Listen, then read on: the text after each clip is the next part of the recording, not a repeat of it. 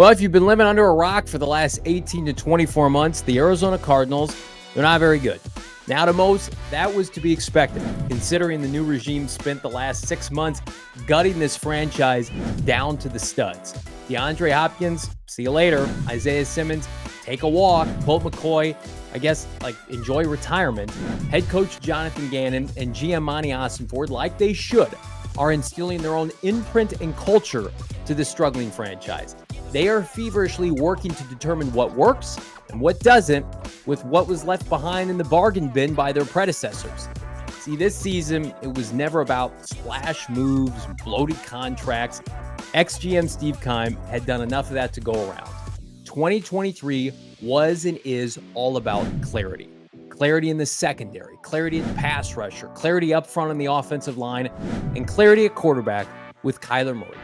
And despite ridiculous theories of sitting him all season, the only way for Ossenford and Gannon to determine whether or not Murray is their guy for 2023 and beyond, they got to play him. And Murray himself, well, he's got to go out and respond and win games.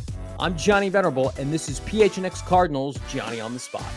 Following a lengthy rehab stemming from a torn ACL last December, Kyler Murray is finally poised to rejoin his teammates on NFL Sundays sometime in the coming weeks.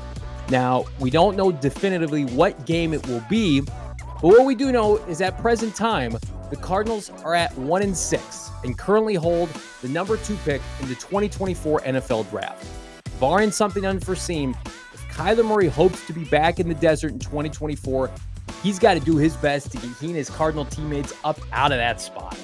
Otherwise, Ossenford and company are going to be tempted to pull the trigger on a blue-chip quarterback prospect in either USC's Caleb Williams or North Carolina's Drake Maye.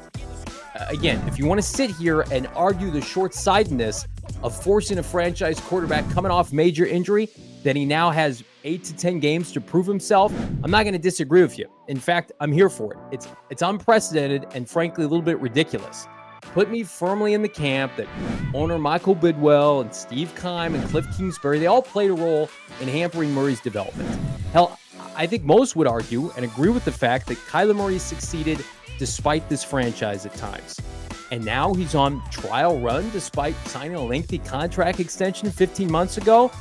I mean, it's just the way it goes. If this is the quarterback class of 2021 with baby hands Kenny Pickett, we're not even having this conversation. But it's not. Williams and Maye are big-time elite QB prospects. The matter of fact is that Kyler Murray could unfortunately be the victim of circumstance.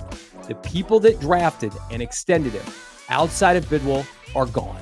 They've been fired. And as a result, the Cardinals roster, top to bottom, is amongst the worst in the NFL. They need everything. Every dollar to spend in free agency, every draft pick to use on the next Paris Johnson Jr. or Michael Wilson. And with a cap hit of just under $52 million in 2024, Murray must have a sense of urgency to justify that contract commitment to his new leadership. Best way to do that? Vault Arizona out of the top 2 or 3 selections or risk being replaced. Now, replaced by a better quarterback? Not necessarily, at least not right away. Replaced by a cheaper one? Absolutely. By now, everyone knows the ultimate cheat code in today's NFL is bolstering a roster with assets around a young franchise quarterback making no money. And sure, there's always a chance of neither of these touted prospects accomplishing what Kyler Murray has done in the NFL. That's the ultimate risk Ossenford will need to weigh should he be forced with the decision come next spring. Do I gamble on the guy in-house, drafted and developed by the old regime? Do I go get my own guy? Which, fair or not, resets the timeline on this Arizona Cardinal rebuild. Kyler Murray in the fold, making $52 million in 2024. You better be thinking playoffs. You better be thinking relevancy. Drake Maye running the show. No one expects a rookie to do anything other than to show promise. And God forbid K1 gets hurt again next year. Then Ossenford doesn't have that out clause anymore. He's ride or die with Murray, with no safety net draft pick coming his way.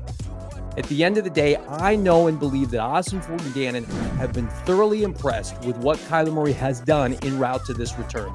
He's been an exceptional teammate, thought partner, and mentor while fully buying into the new team culture.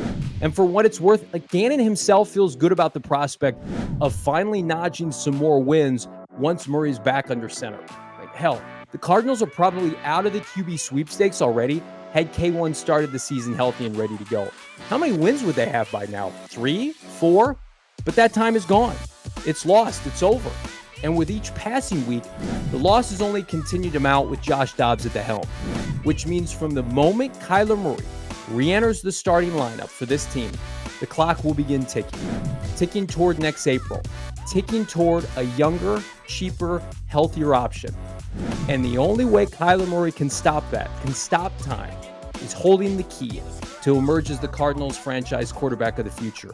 That key, just win, baby.